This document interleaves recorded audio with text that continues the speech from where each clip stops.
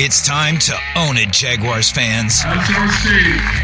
This is our city, and this is our team. Own it. Have a good night. This is the Publix Tailgate Show. JP Shadrick and Mike Dempsey will guide you through the next 2 hours with insight and analysis of your Jacksonville Jaguars. The Publix Tailgate Show is brought to you by Baptist Health, Farah and Farah, and by TIAA Bank. Let's get the tailgating started. Here are Mike Dempsey and JP Shadrick. It is Thursday night football and a battle of the last two number one overall draft picks, Trevor Lawrence and Joe Burrow. The 0-3 Jacksonville Jaguars trying to snap the skid on the road in a short week against the surging 2-1 Cincinnati Bengals. Kickoff at Paul Brown Stadium in Cincinnati set for 8:22. And welcome into the Publix Tailgate Show. JP Shadrick with Mike Dempsey.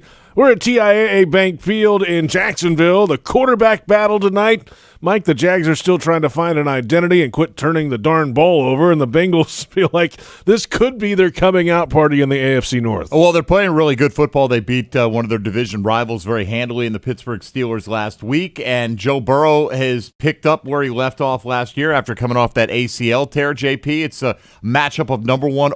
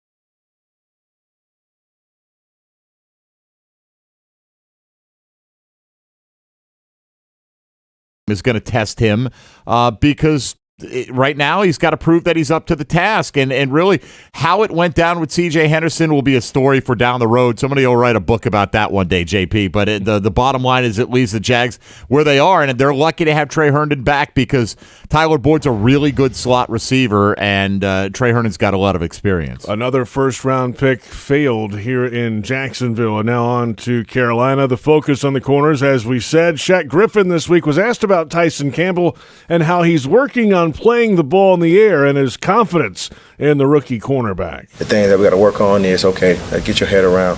That's the judgment of the ball. We'll work on them things. We'll fix those. But my main thing is it's kind of hard to fix confidence. It's kind of hard to fix those things that can mess a cornerback up in this game. It's going to be some cornerbacks going to give us some plays, and it's some that get into this hole and can't get out of, and you can't teach that. So my main thing, I want to see, Tyson Campbell fight, and he showed that. And I can play with a guy like that. You can play with a guy like that, and you can play with a guy up front like Josh Allen as well. Jaguars outside linebacker and defensive end. Tall task tonight to try to stop the run. They feel pretty good about what they've done so far in that department on defense, but Joe Mixon is the biggest test to date in the run game. Second in the league in rushing attempts and yardage through 3 weeks, and Josh Allen knows what a priority it is, not only tonight, but for the season for the Jags defense. I don't know. I just don't want to lose. I don't want to be down on any category, but especially if they're running the ball, it's the easiest thing to do in the National Football League. If you got a good team that can just hand the ball off and run and get 6 yards, 7 yards a carry, they're going to continue to do that all game. And if that's not working, then they're going to throw the ball. But I know our main focus is to stop the run this year, man. I feel like we've been doing a heck of a job. We have the guys that do so, and this is another challenge for us. We're looking forward to it. We're going out there to make some plays. They made it a priority in the offseason, free agency, and the draft to really shore up the run defense. It wasn't there last year. They needed to, particularly against Cincinnati last year. I mean, Joe Mixon only played a half dozen games, but didn't hit 70 yards at any game except for the one he had against the Jaguars where he ran for 151 yards, scored 2 on the ground, scored another receiving touchdown. And, oh, by the way, while all that's going on, Joe Burrow was throwing for 300 yards in that game as well. So they've got a lot of improving to do from last year's performance defensively. Jamal Agnew named the AFC Special Teams Player of the Month of September. A pair of kick return touchdowns, 102 yards on a kickoff against the Broncos, 109 last week on the missed field goal return, kick 6 against the Cardinals. The first player in league history to record 100-yard-plus returns in consecutive games. His cleats from last week are at the Pro Football Hall of Fame in Canton, Ohio. Those are some of today's top stories. Season tickets, single game tickets, and group tickets. Be a part of the new era of Jaguars football and own it. Visit jaguars.com/tickets or call 904-633-2000. Time for our weekly segment from Emmanuel Thalleran, known as E.T., where we hear directly from you, the Jaguars fans. This is Come On Somebody, Come On Everybody. Okay, let's see how we gonna vibe out today. It's Friday Junior. Good evening, Jacksonville, and welcome to yet another edition of Come On Somebody, Come On Everybody. As always, I'd like to thank each and every one of you because you could be anywhere in the world, but you're here with me, and I appreciate that. So let's get right to business. We got a short week, and we're headed up to the Natty. Thursday night football, baby. And a lot of y'all out there think that y'all are Bill Parcells or Vince Lombardi or somebody. And that's cool. So I'm handing it over to you, Coach. What's your game plan, Tom Landry? What you gonna do, Bear Bryant? Don Shula? Talk to E. Come on, somebody. Who got the sack? You tell me. We need the sack. I'm with you when you're right. And you're right. Where the sack's at? Bruh, I just told you I don't know. Come back, sack.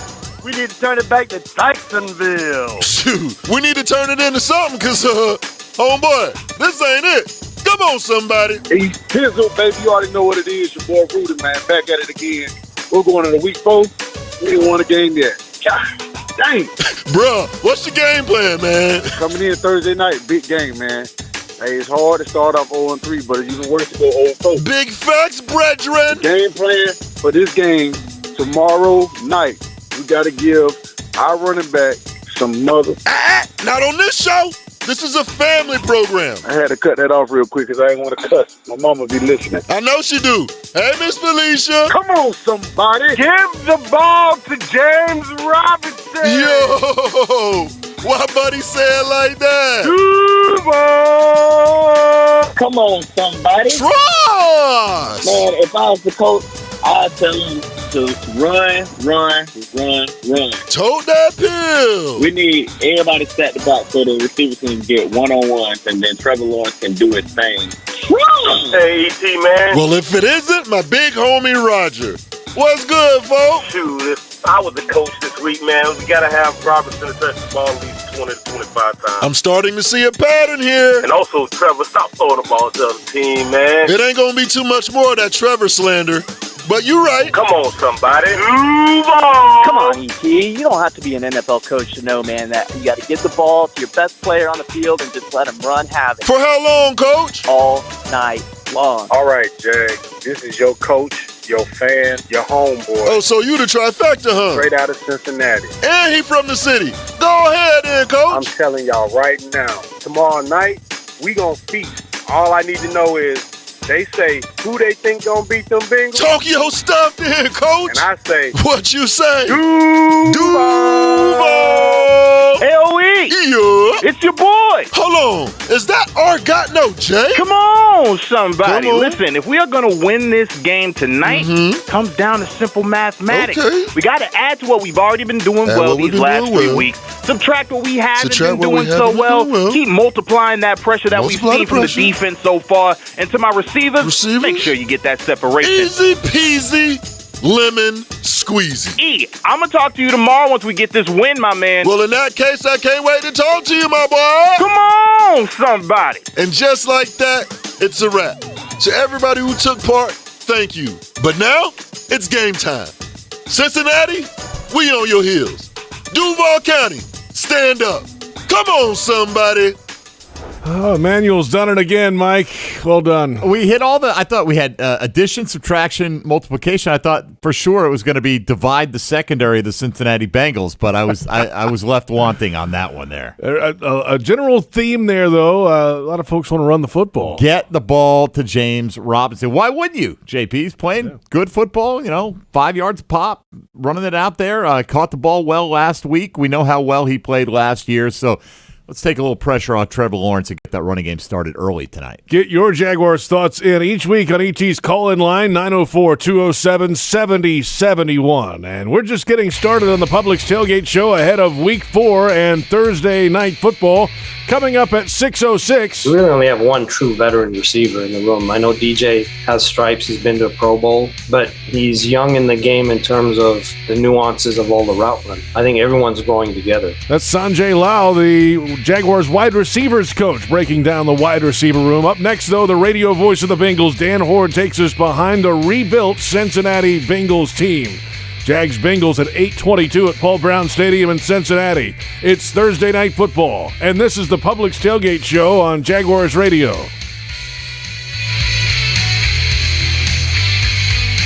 You're beyond busy. Between work and the kids, the dogs and the cat, let us help. With Publix Delivery powered by Instacart, you'll get the items you need from the store you know. Just shop online, select the time you'd like your order delivered, and grocery shopping is done, giving you more time to take care of everything else.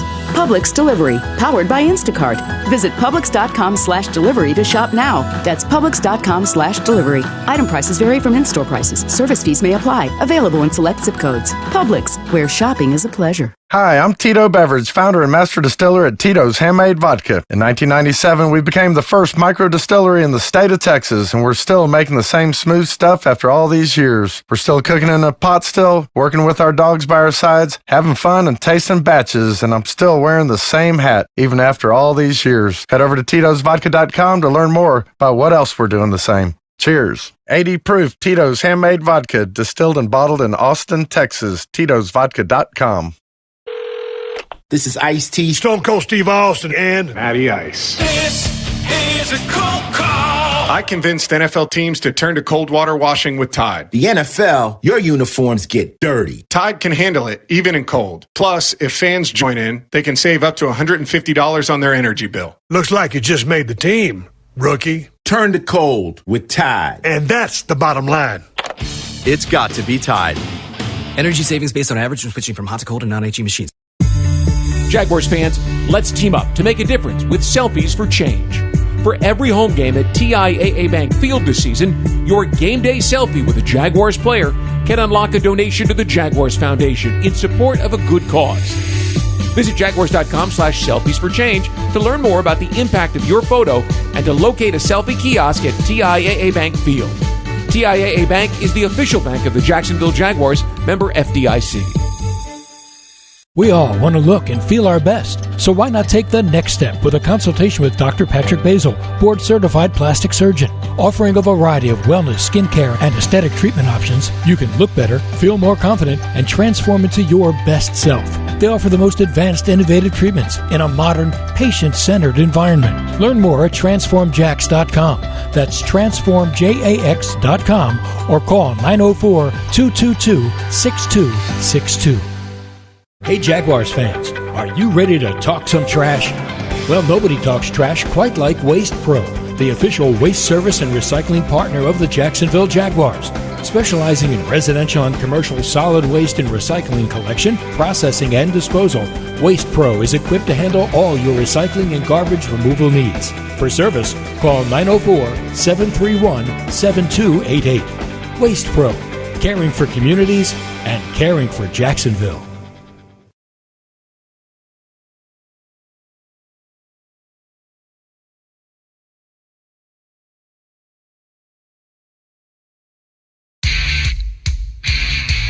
Jaguars Game Day presented by ViStar Credit Union. JP Shadrick with Mike Dempsey from TIAA Bank Field in Jacksonville as the Publix Tailgate Show rolls along.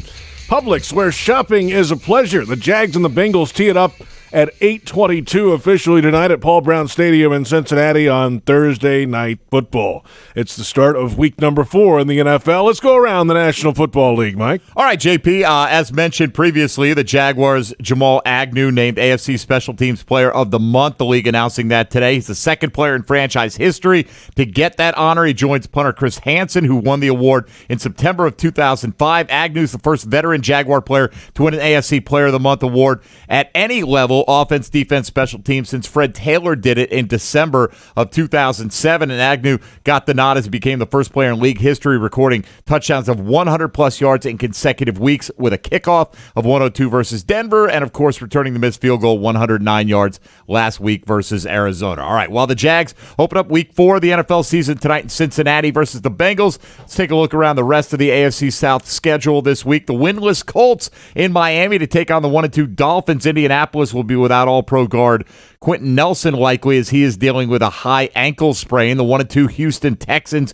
in Buffalo to take on the now hot 2-1 Buffalo Bills. Fox's Jay Glazer reporting this week that the Texans have, quote, softened their stance on what they would accept as compensation in the hypothetical trade for quarterback Deshaun Watson. Glazer said it's a situation to keep your eyes on, as speculation has centered on the Dolphins and the Eagles being the teams most interested in acquiring Watson, who's currently facing more than 20 lawsuits accusing him of improper sexual conduct. Meanwhile, the division-leading Tennessee Titans bring a 2-1 record north to take on the winless Jets this week. The Titans could be without wide receivers A.J. Brown and Julio Jones, with each dealing with a hamstring injury. Of course, Tennessee travels to Jacksonville next Sunday to face the Jaguars. And the marquee game of the week in many people's eyes features the Patriots hosting the Buccaneers on Sunday Night Football. Of course, that game marks the return to Foxborough not only for Bucs quarterback Tom Brady, but for tight end Rob Gronkowski as well. There you have it, a look around the National Football League. The Bengals at 2-1, trending up after their big win over the Steelers last week. They feel like it's a coming-out party tonight to alert the NFL. They are a contender in the AFC North, a very tight division. The voice of the Bengals, Dan Hoard, has a busy week ahead. He's got tonight's game, of course, with the Bengals. He's also the voice of the Cincinnati Bearcats.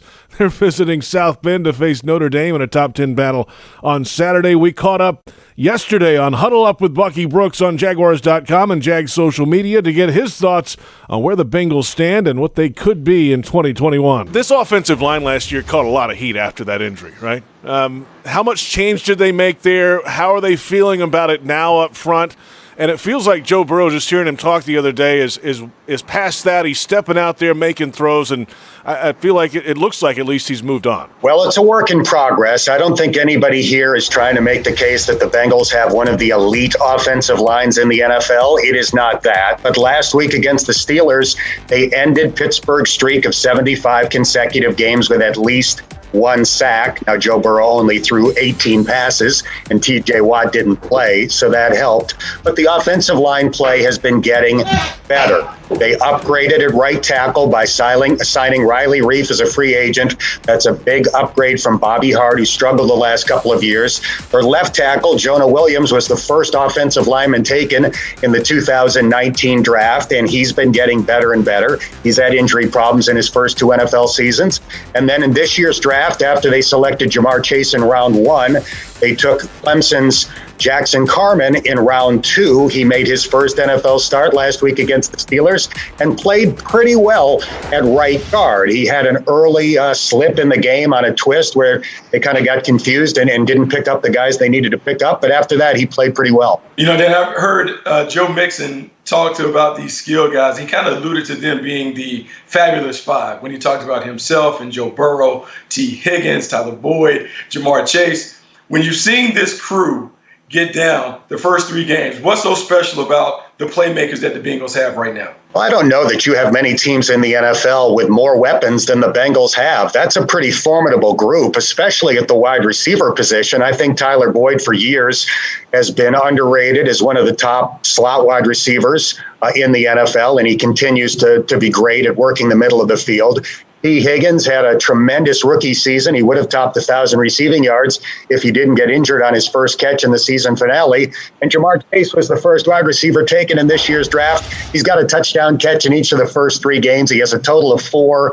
3 of them have been for more than 30 yards, which has never been done in the Super Bowl era by a wide receiver in his first 3 NFL games. So it is a very formidable group. And Joe Mixon, of course, is Joe Mixon. I think he's one of the best all-around running backs in the NFL. So the question remains, is the offensive line good enough to give Joe Burrow time, to give Joe Mixon holes? And at least this year, like I said, the offensive line has been better. Dan Hoard is with us, the voice of the Cincinnati Bengals. Joe Mixon, by the way, second in the league in rushing attempts and carries this year in the running game. Let's flip it to defense now. The last couple of years, the Bengals have committed well over $200 million or so to the defensive side of the ball. And so far, it looks like it's paying off, Dan, with a top 10 ranking through 3 weeks in total defense, top 5 in the league in yards per play passing and rushing, 18 points a game allowed. That's a pretty good start for this group. There's a couple of injury concerns this week with the safety Jesse Bates out. Awuzie is doubtful for the game. How concerning is the back-end injury situation right now? Well, the loss of Jesse Bates is huge because he never misses a snap. In the previous 3 years, I think he had missed just a handful of snaps in his career. So to go into a game without Jesse Bates is a huge unknown for this Cincinnati defense. He's one of the best safeties in the NFL, tremendous sideline-to-sideline speed. It's hard to complete a deep ball when Jesse Bates is back there. So that has created a bit of a concern in Cincinnati. I would imagine that Brandon Wilson will be the guy that steps up, but it could be Sean Davis. They just picked him up a couple of weeks ago from the Indianapolis Colts.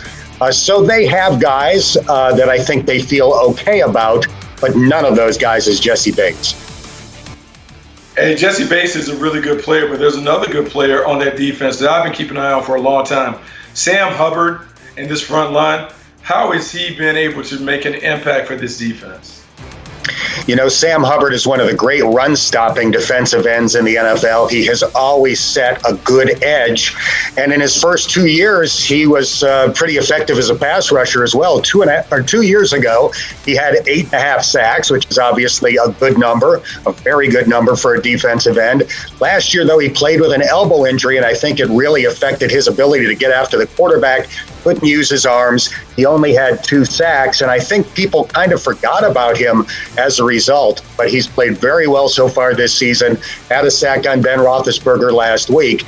And coupled with the signing of Trey Hendrickson on the other side of the defensive line, guy who tied for second in the NFL last year with 13.5 sacks, now you've got guys on both edges who are getting the job done, both as run stoppers and as pass rushers so far this year. Dan Hoard with us, voice of the Cincinnati Bengals. Final thought with you here, Dan. You know, coming off a big win over the Steelers where the Bengals really dominated that game against the Steelers this past Sunday. 2-1 record, Thursday Night Football. I'm sure the fan base in Cincinnati what do they call them? The Houday Nation, I guess. They have to be fired up and ready for this game. This is kind of the coming out party for the Bengals after 3 years of building and trying to get this thing right. Is that the feeling in Cincinnati tomorrow night? It is, and we can add an element to that because the Bengals, for the first time in their history, are adding a Ring of Honor to Paul Brown Stadium. So the Bengals have been around for a little more than 50 years. They've never had something in the stadium to honor their all-time greats. So at halftime of the game tomorrow night, they are going to induct their initial Ring of Honor class, which includes Paul Brown, the franchise founder, Anthony Munoz, arguably the greatest offensive lineman in NFL history, Ken Anderson, who Mike Brown, the team president, refers to as the most important player in franchise history because he played quarterback for 16 years here and took the Bengals to their first Super Bowl. And then Ken Riley, one of the most underrated players in NFL history, 65 career interceptions, and he's not in the Pro Football Hall of Fame, which is a travesty. So it's going to be a big night as the team celebrates the legacy of those guys. They will also be honoring the 40th anniversary of the 1981 Super Bowl team, the first Bengals team to go to the Super Bowl. So coupled with a good start in Thursday night football and the spotlight and Burrow versus Lawrence and the return of Urban Meyer and now the Ring of Honor, it's going to be a loud and boisterous crowd at Paul Brown Stadium. That is Dan Hoard, the voice of the Cincinnati Bengals, joining us on Huddle Up with Bucky Brooks on Jaguars.com and Jags social media yesterday afternoon. Always a great visit with Dan, and this is kind of what they've been building toward in Cincinnati the last couple of years. Head coaches in there now. They got the number 1 overall pick. The quarterback, he's back healthy. He's got some weapons around him. They have a run game. The defense is they've had a lot of money spent on that side of the ball, too, and it could be close to getting up to the top. Look, they've had Joe Mixon for a long time, and I think a lot of coaches could work with Burrow. It comes down to the quarterback to me, JP, right? They've got Joe Burrow. He looks like the real deal. He looks legit. And that gives everybody else in that organization, not just the players themselves, everybody, top to bottom, that kind of confidence. You feel it in this organization with Trevor Lawrence being in the building, and they've yet to win a game.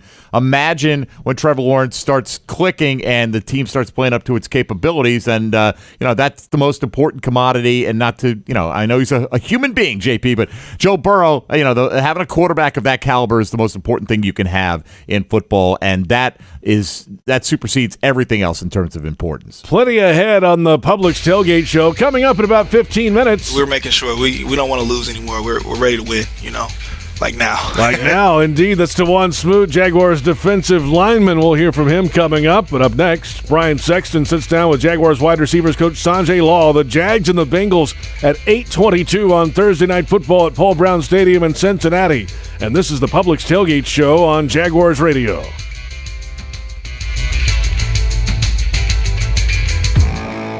In America, the future belongs to everyone. So we built the trucks of the future for everyone. Ford F-Series, America's best-selling trucks for 44 years straight. Built for performance and capability on and off-road. Because the trucks of the future aren't built for a few. They're built for America. Ford F-Series. Drive one today. Based on 1977 to 2020 calendar year total sales.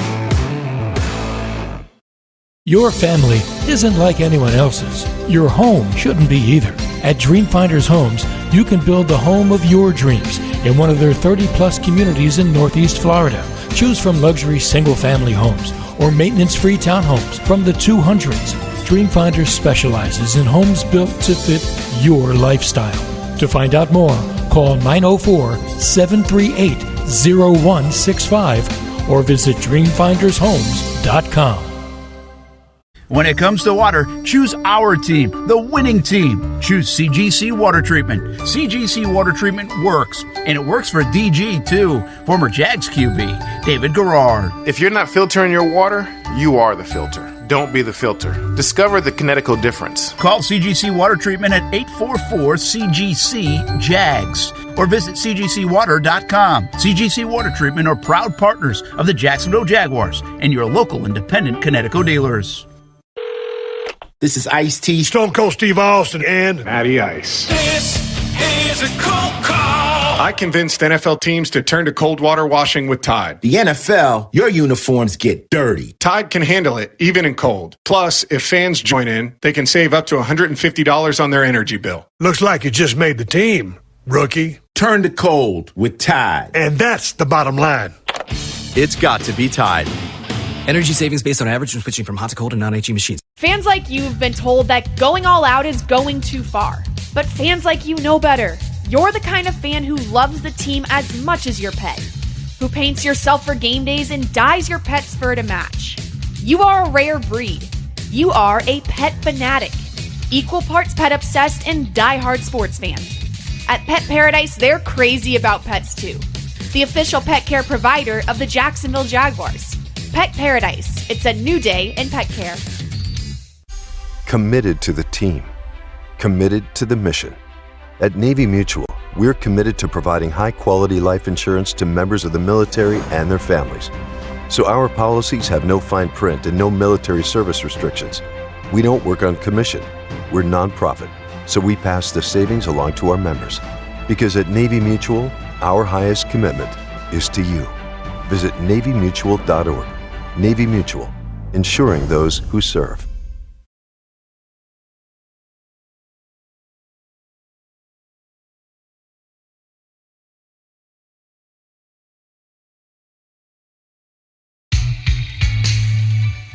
The Publix Tailgate show continues. JP Shadrick with Mike Dempsey from TIAA Bank Field in Jacksonville. The Jags and the Bengals coming up. We begin Week 4 in the NFL on Thursday Night Football. It's an 8:22 official kickoff time at Paul Brown Stadium in Cincinnati. Check out the official Jaguars podcast network. Free subscription on Apple, iTunes, Spotify, wherever you download your pods. Give us a comment and a 5-star rating. Jaguars receivers, Mike, looking for a little separation. It's been a bit of a struggle early in the season. We're about to hear from Sanjay Law, Jaguars wide receivers coach. He's been around the NFL for a long time in that role for a number of different teams.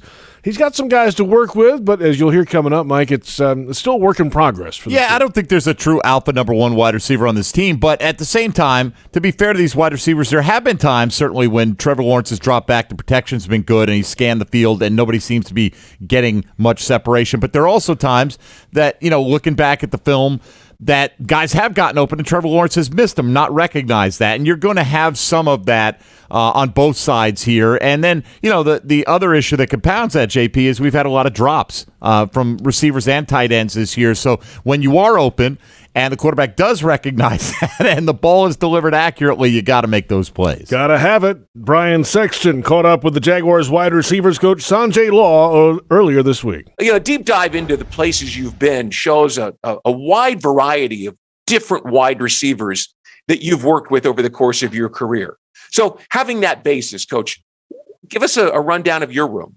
What is in your room? What do you have to work with in Jacksonville, Florida, on a team that hasn't won a lot of football games in the last couple of years? Yeah, I'll start with DJ. Right now he's a vertical receiver and working very hard to become great at intermediate routes, and he's really been diligent at that. LaVisca is a complete work in progress, and I mean that in a very complimentary way, meaning that he can do whatever he sets his mind to.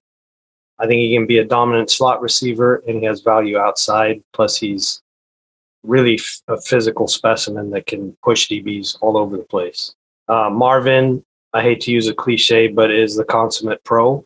He's honed his game over the years. He understands the nuances of the game.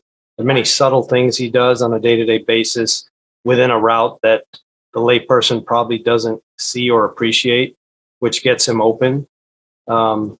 And that helps the entire room because we can coach off that. Jamal, you saw what he has the potential to do. Oh, yeah. We would love to develop him more at receiver and give him more touches. Tavon's coming back now. So I have a history with Tavon in Dallas. I know what he can do. He'll bring not only playmaking, but the dog mentality to the group. Tyron. Tyron's a new addition. Again, somewhat raw route runner, but has all the tools to be an incredible speed receiver that can run routes in this league. He just needs time on task. So what did you think when you saw this summer, the photos or the videos, if you saw them, of all those receivers up working with a young quarterback? I just think that's part of what they should be doing. So together, they've got to grow this passing game and come along together, because we really only have one true veteran receiver in the room. I know DJ has stripes. He's been to a Pro Bowl, but he's young in the game in terms of the nuances of all the route running. So I think everyone's growing together. What are the specific challenges for a wide receiver with a rookie quarterback, even a young room like you mentioned there? How challenging is it for these guys? What do you challenge them to do right every day? Well, it all fits together, because whether we have a rookie quarterback or not, the precision of the route running is number one. But it is even more important for a rookie quarterback who's trying to process so many things, and so much is so fast for him and so much is new. So it's all the more important that we are using, again, the cliche that we're where we're supposed to be when we're supposed to be there. So there is no room for error on a route. If you have to be 14 yards on the inside edge of the numbers, then you have to be there. So those are the challenges. Are you starting to see the timing? Are you starting to see some of that cohesion that we've heard the receivers and the quarterback talk about all summer long? At this point of the season, should you be starting to see it? You should, and we are seeing it. It's not consistent yet. But the great thing about this whole group, there's not a bad egg in the group. They all want to do it. Everyone's so attentive in meetings. It's one of the best groups I've had in terms of a teaching environment. So we will get there, but we're doing it at the highest level of football. It's not easy. It will come, because they're the right mindset and the right type of guys, and they're physically gifted. So it will come. Coach, it's clear that they believe in this young quarterback, talking to those guys over the course of the last couple of weeks. And what's more impressive, I think, to me, is just how comfortable the quarterback is with those guys, even as young as you mentioned that some of them are. Any conversation about the Jaguars comes back to the quarterback right now. So from a guy who played the position and has coached at the collegiate and professional level, give me an assessment of Trevor Lawrence and where he is in his first month of regular season action. You just see what it's going to be at some point when it all clicks for him. Like the touchdown to DJ he was third in progression, and Trevor just went through 1, 2, 3 and then ripped it to the corner of the end zone. The receiver was where he's supposed to be, and that was all trust. So I just see things like that starting to develop. And when this thing finally clicks, you're going to see a lot more of that. Let's end with this, Coach. The players last week, after the third consecutive loss, kept saying it's close. It's close. Coach Meyer said it's close. It's close.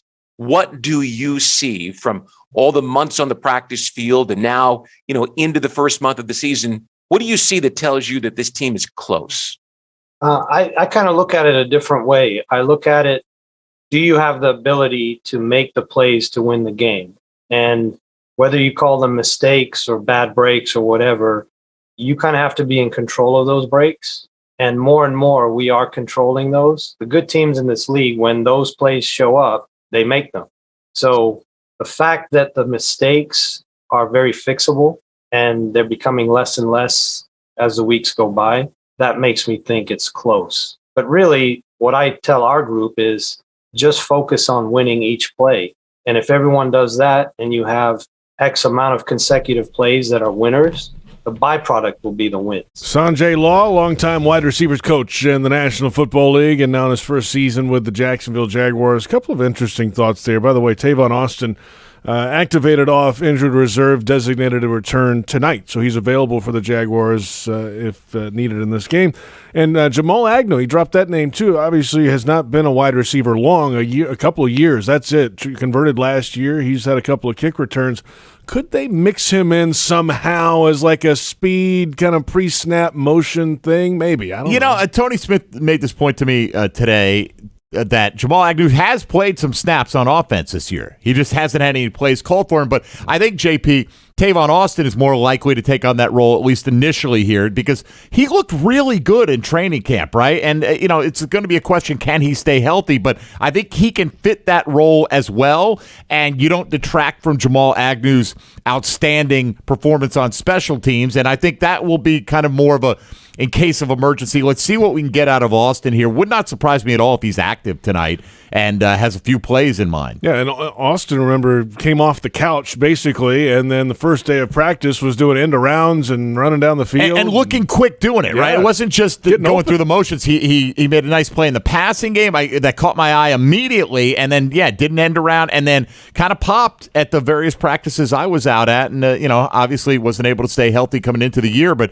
let's hope, because they certainly had a big role in vision for Travis Etienne. Somebody's got to fulfill that. If you're looking for the MVP of the truck game, then look no further than Ford F-150. Loaded with impressive capability and designed to dominate work, play, and everything in between, this truck makes tough look easy. No wonder it's the official truck of the NFL and proud partner of your Jacksonville Jaguars. When we return, Jags defensive end Dawuane Smoot on the Jags trying to snap this 18-game losing skid and their discussion about it in the locker room.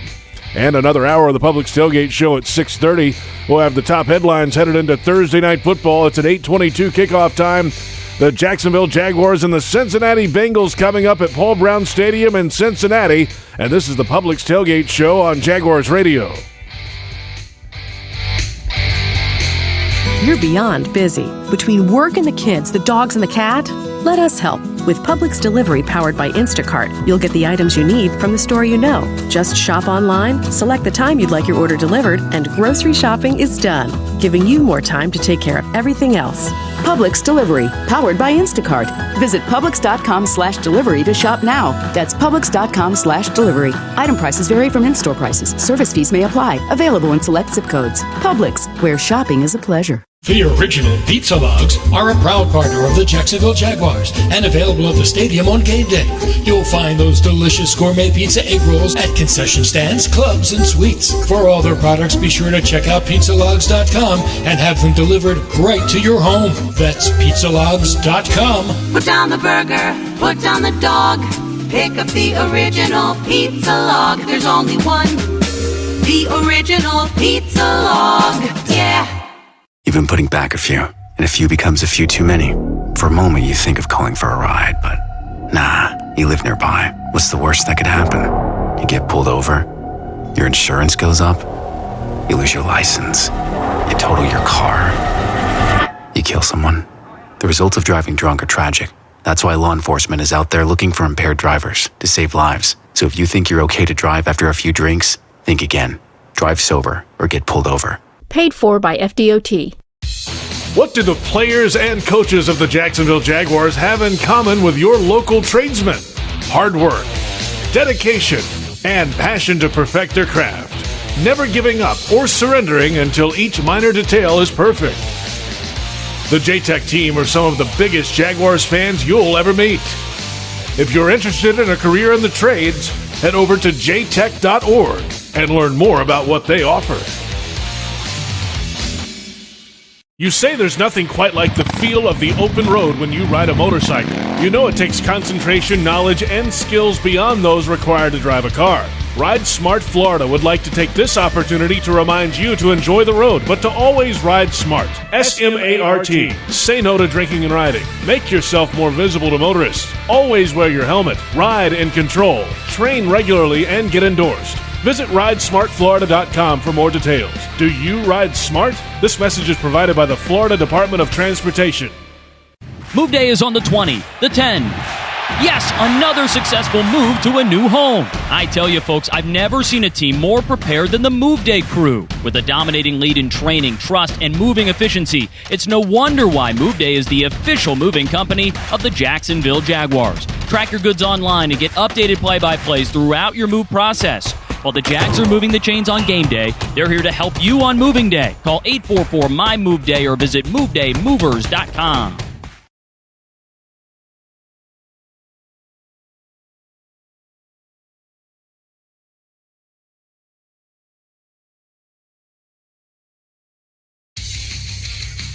Jaguars Game Day is presented by ViStar Credit Union. The Publix Tailgate show continues from TIAA Bank Field in Jacksonville. JP Shadrick with Mike Dempsey. The Jags and the Bengals tee it up at 8:22 on Thursday Night Football. And for a number of years, it's been the lone primetime game for the Jaguars.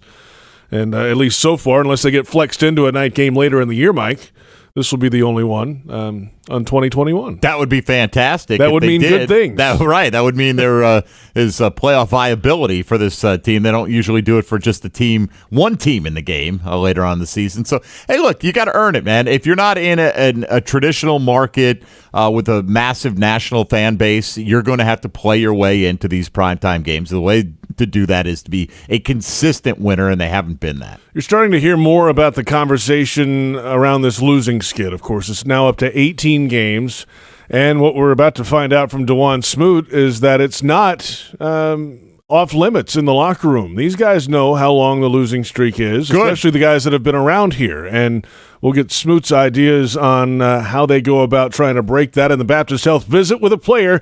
Baptist Health, changing healthcare for good as defensive end Dawuane Smoot. Rebounding from a loss, moving ahead, though it's a short week. You got to put that one in the rear view as a team and look forward to Thursday Night Football. Right. I mean, that's what we're trying to do. Know that it's a short week. I feel like this week, and I've been telling everybody around the stadium, it's a mindset game. It's whoever gets their body back and whoever's focused out there by Thursday. So. Yeah, and this is an environment in this building you can rejuvenate and get right pretty quickly. They've put everything in place for the players to be able to do that on a normal week.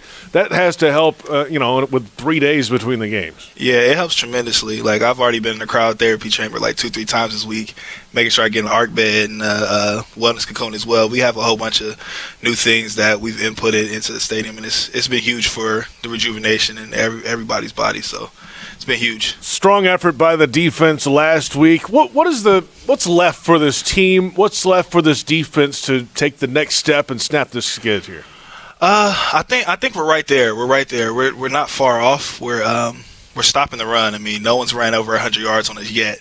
And that's credit to all these big guys that we got in free agency with, Malcolm Brown, with Roy, with all them guys. They're stopping the run, and it's been huge. I think we're like right there. We're just looking for that little spark, what everyone says. We're just looking for that little spark, a little more turnovers to be able to turn this thing around. Yeah, to your point, the Jaguars defense is 7th in the NFL in yards per rush allowed. That's fantastic work so far. It's a good start. It's a big challenge this week because Cincinnati has a balanced attack. They can run the football with Joe Mixon. Take us through his running style. What have you seen on tape from the Bengals run game this week? Like we like to say in the NFL, they're like a really vanilla system. They kind of keep it like, we're just going to show you where we're going to go, and like you got to stop it.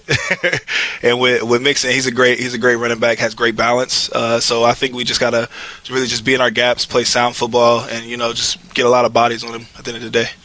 Next step, too, in the pass rush game is to get home to the quarterback a little bit more. That hasn't happened a lot this year for this defense. Do you guys feel close in the pass rush game? Is it a work in progress, and how do you guys improve those numbers? Oh, yeah, we're close. Like, when it comes to pressures and, like, actual QB hits, we're getting there. We're competing with everyone in the league. It's just a matter of just getting those opportunities. Once we get up and score, we're able to, kind of pin our ears back. Then sacks are going to come a lot more. We get the right personnel out there. We're going to be able to go. So I'm excited. We need to see that Smoot sack dance at some point. What would that be anyway? Yeah, hey, that's the same signature. I'm throwing the money. I love it. It's all about it, getting the dollars when you get those sack numbers up on defense. Let's bigger picture now. Look at the additions on defense, especially up front. You mentioned a couple of those guys, right? Roy Robertson-Harris, who was on the injured list last week. He's coming back. Jihad Ward is an addition this year. Malcolm Brown. That is a lot of new on the defensive line to go with guys who've been around. You and Josh Allen and Chazon's back for year 2. How's that mix worked out so far up front? It's worked out well. I mean, we mesh very, very well. Like Malcolm, Roy, D-Ham, me. I mean, like Jihad, all of us, like we even hang out after practice and stuff like that, and after the games, we make it an important thing for all of us to like know each other, know our families. We've meshed very well, and I feel like the talent gap is not, it's not huge. You know what I'm saying? It's like the next guys up. We know it's not going to be any drop off. We're all like really talented guys, so the competition in the room is like heated. So at all times, we're just pushing each other to be better. It's your 5th season in the National Football League. You signed a 2-year deal to be here and part of this new regime, new culture for the Jaguars. It's a long losing skid for this organization. You've been around it, right? 18 now in a row. and I'm sure you take that personally. You have to have a mindset of wanting to just break that string and move forward as an organization. That's why you signed back to come in here again, right? Exactly. Like I believed in the coaches. I believe in the system. I believe in the players that they brought in as well. I feel like we're definitely right there. We're very, very close to getting that win. And, we joke about it, but like, yeah, that's 18 now. But we know, like, even though we're joking about it, like, it's excuse my French, like, it makes us pissed. We're mad. We want to get that win, and we're hungry for it. So we're just striving every day, to keep the positive energy going and keep pushing each other. And we're going to get it. We're close. So it is a conversation point in that locker room, huh? Definitely. We're making sure we don't want to lose anymore. We're ready to win, Like now. Yeah. So we're going to go get it. Like Thursday night would be a good like start. Thursday night would be great. That's Dawuane Smoot now in his 5th year with the Jacksonville Jaguars. He's seen the highs and he's seen the lows, and the low currently is 18 in a row. And I just found it interesting that they do discuss that in the locker room. I would have been shocked if they didn't. I would not have been surprised if they wouldn't admit to it, though, right? Because if you were to believe players, they don't go on social media. They don't read anything on the internet. They don't hear anything on television or the radio about what's being said about them. And I don't think that's the case for 99% of them, but they like you to think that they don't. So, look, they know. It's being talked about, JP. They're within striking distance of being one of just a handful of teams that have a 20-game losing streak in National Football League history that goes back a long, long time. So let's have this be the end of the discussion tonight. I'm with Dawuane Smoot. Let's get the W. We're all ready for that win. That's the Baptist Health Visit with a Player. Baptist Health, changing healthcare for good. And time now for our weekly commentary from Jaguars sideline reporter Rick Ballou. We call it Has Rick Lost It? For a third consecutive year, the Jags are in Cincinnati at Paul Brown Stadium. The Jags have split the last two here. And as a matter of fact, they have the series lead over the Bengals, 13-10 lifetime. Now, the Bengals have been around since 1968. They had some success recently. You look at Marvin Lewis, years 2009 through 2015, made it to the playoffs 7 times, okay? Unfortunately, in that 8-year period, the Bengals lost each and every playoff game during the wild card round. Now, haven't won a playoff game, Cincinnati hasn't, since 1990. We remember the 2 Super Bowl visits, both in 81 and 88. They kept it close, but it wasn't enough. San Francisco went on to win those 2 Super Bowls. Then all of a sudden, a lot of doom and gloom. Since 2016, they've gone 6-9, 7-9, 6-10, 2-14, and last year, 4-11-1. So, why is this franchise so hyped up? Joe Burrow. He'll take on Trevor Lawrence tonight. Obviously, that is the main attraction in this one. For a second consecutive week, the Jaguars will take on a former Heisman Trophy winner and the overall top pick. Of course, last week it was Kyler Murray. The links in this one, though, is lengthy. Urban Meyer from the state of Ohio, a graduate of the University of Cincinnati. He recruited Joe Burrow and got him to Ohio State. Now's the rematch tonight. We all remember the national title game with the aforementioned Burrow, transferred to LSU, knocked off Trevor Lawrence and Clemson.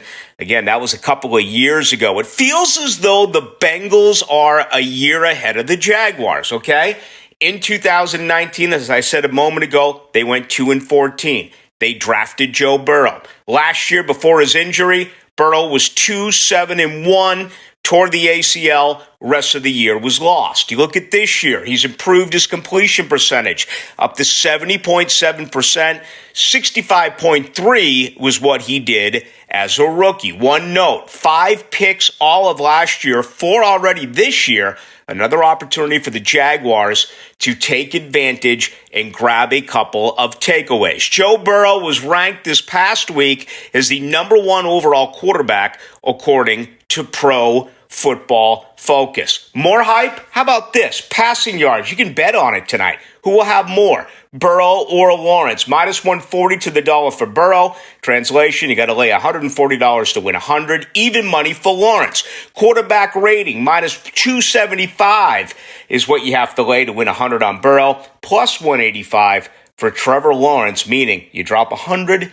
Lawrence has a better quarterback rating. You get $185. Joe Burrow got his first pro win a year ago, right here against the Jacksonville Jaguars. Is tonight the time that Trevor Lawrence gets his first NFL victory? Jaguars Radio Network sideline reporter Rick Ballou with Has Rick Lost It? PRI Productions, the official event production company of the Jags, has everything you need to bring your next idea to life. Visit PRIProductions.com. Coming up, the second hour of the Publix Tailgate Show, top stories. We'll hear from Bucky Brooks as well, NFL Network analyst. Headed into Thursday night football. The Jags and the Bengals coming up. And this is the Publix Tailgate Show on Jaguars Radio.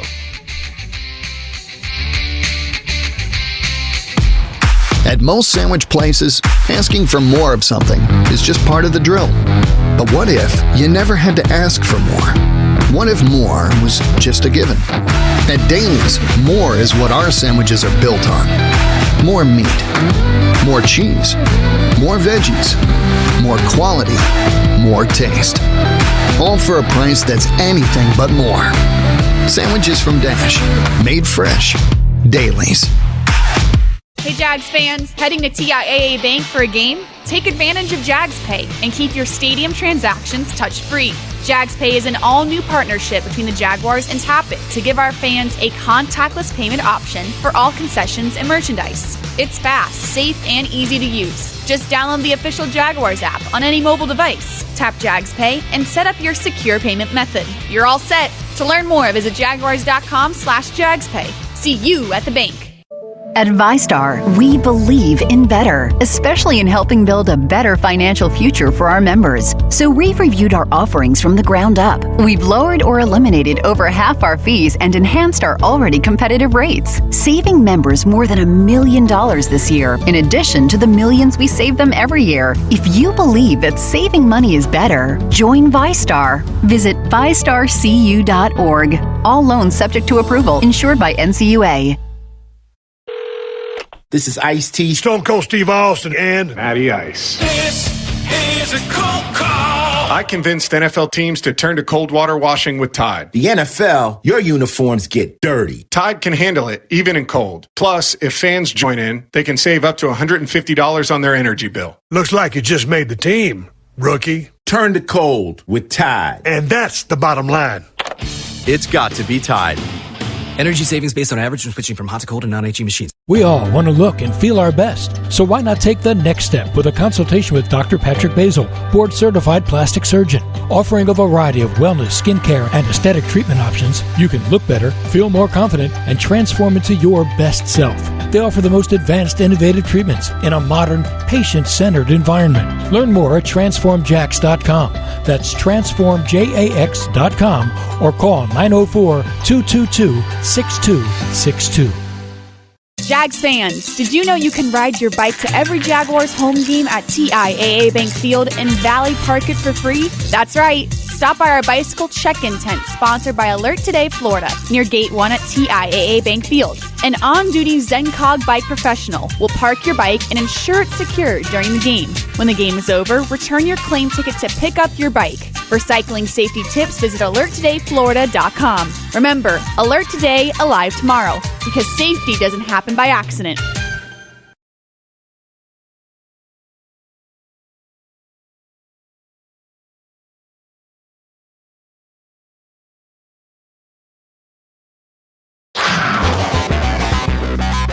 The Publix Tailgate Show continues right now. Jaguars Game Day presented by ViStar Credit Union. It's hour number 2 of the Publix Tailgate Show. We're 2 hours away from Thursday Night Football in Week 4. The Jaguars and the Cincinnati Bengals. JP Shadrick with Mike Dempsey. Glad you're along with us today. And the Jaguars trying to snap an 18-game losing skid, 0-3 this season. The Bengals are turning it around. It feels like 2-1. They just whipped the Steelers last week, and they could be a half game out in front of the AFC North with a win tonight. And that's the thing, JP. The league flips every year. You know, I mean, half the playoff teams don't seem to make it back, so there are a bunch of fresh faces in there. Why can't it be the Jags' time, at least for this week, to flip the script on the Cincinnati Bengals, who are definitely, I mean, they're kind of in that perennial sad sack category, and they've gotten their franchise quarterback in. They seem to be moving in the right direction. Let's follow suit and let's have it happen pretty quickly here. That would be nice. Game day weather is presented by roofclaim.com. Protection made simple. It's gorgeous in Cincinnati, 79 degrees and sunny. The kickoff time temperature of about 70 degrees at Paul Brown Stadium. Low humidity, perfect conditions there, and pretty darn close to perfect here in Jacksonville as well. 81 degrees, partly cloudy skies, humidity currently 65%. Let's get to today's top stories, starting with the quarterback, Trevor Lawrence. 9 turnovers so far, 7 interceptions, but he said this week, as the weeks have gone on, there has been improvement. I've gotten better at getting through all my progressions. This past week, I thought I did a really good job of just being pretty quick with my reads, not holding onto the ball too long. I think I was more accurate. Those are 2 things I said, I think, after the game, was just accuracy and getting through progressions. I thought were a lot better this past week. They said also this week, there's a long list of things. You can only pick a couple things. You don't want to get overwhelmed by all these different things to think about, so he's taking it one at a time. That's a good approach. Yeah, like a swing thought in golf, right? I mean, seriously, you don't want to bog your mind down with too many things. And all these things eventually will all click in, and you won't have to think about them at all. It's just he's playing at a different speed, a different level than he's ever done before, so there's naturally going to be some adjustment period, but we know he's got the raw material to make it happen. Let's not try to be too impatient, but we're all ready for it to happen. Urban Meyer has a relationship with Joe Burrow, the Bengals quarterback, of course, recruited him to Ohio State. And on the Urban Meyer show Tuesday afternoon, the Jags head coach went in depth into Burrow's background. And his skill set is developed. He was not that way when he came out of high school. He was good. He was a good player, under-recruited, and came in, and just toughness. His family's incredible. His father was a longtime coach. His mom's great. Very close family, and just an absolute competitive maniac. He broke his hand his 3rd year and lost the starting spot to Dwayne Haskins, and Dwayne went to be a first-rounder as well, and Joe went on to be a legendary college player at LSU. Interesting stuff in this game tonight. Urban going back to the city he knows well and a state he knows well, and Burrow was there with him. Trevor Lawrence is coming. They played each other in the championship game a couple of years ago. It's a lot of commonality. No doubt, and we certainly hope it goes differently. We don't want Joe Burrow lighting up a stogie in the locker room after the game there, but it's crazy, really. The Joe Burrow story, JP, could have had we may have never heard of this guy for all intents and purposes, right? Unless you really follow recruiting. He doesn't make it big time at Ohio State, and he gets 1 year to show it, and then has arguably the greatest collegiate quarterback season that we've ever seen. And but it was that close to not happening for Joe Burrow. You wonder how many other great stories are out there of guys that never just fit for them or had the right opportunity that could have been big-time stars. Jaguars defense has their hands full this week against the run. Joe Mixon for the Bengals put up 151, a couple touchdowns on the ground last season against the Jags. He also had a touchdown through the air. He is second in the league this season in rushes and rushing yards through 3 weeks. Defensive coordinator Joe Cullen. I tell you, we're going to have our hands full. He's as good a back as there is in the league. I played him, last 5 years, played him twice in the same division. So when he's steamrolling and going, he's as good as they get. We're going to have to gang tackle him. He can get the ball on the perimeter. He can slash. He can cut back. He's not a one-cut guy, but he gets downhill. He lowers his shoulders, and he can run you over. So we're going to have to get population to the football on him. The best ability is availability, and Mixon's had some issues with that over the years or so, but so far he's been available. He's been out there and been really good. Well, yeah, and one aspect that he's been underutilized in, I think, throughout his career is in the passing game, and even this year he hasn't been extremely over the top in that department, but I think that's going to continue to grow, and maybe as early as tonight with Gio Bernard moving on to Tampa Bay. That was the guy they usually brought in on third downs. Joe Mixon is capable of playing 3 downs and playing 3 downs well in the National Football League, so we'll see if they give him that opportunity as the season plays out. Last week, the Jaguars, of course, had a missed field goal return for a touchdown. Jamal Agnew goes 109 yards. Shaquille Griffin was on the field for the play and described the bedlam. It was funny the way it happened, and when they kicked it, I'm looking, I'm like, oh, he's not going to make it. And then I actually seen Agnew back there. I did not see him back there at first. I did not. So when I seen everybody still running, he called it. I just ran straight to my sideline now. I seen 2 linemen coming at me. And I was trying to figure out how I was going to block him. And the first thing I did was just throw my hands up. I was just going to take it. I don't know why, but they end up trying to move around me, which I'm glad they did that because they could have just ran right through me. But, at that point, I was going to do whatever it takes to make sure you got in the end zone. And then they didn't hit me, so I ran back around to catch up with them, to celebrate with him. That's a pretty good story on the kick six, one of the great plays in Jaguars history. Unfortunately, it came in a losing decision last week. Let's go to Los Angeles, California, and welcome in NFL Network analyst Bucky Brooks. He is the co-host of Huddle Up on Wednesdays in the afternoon with us here on Jaguars.com. And Bucky, here we are on Thursday Night Football, a primetime opportunity to snap the skid for the Jags.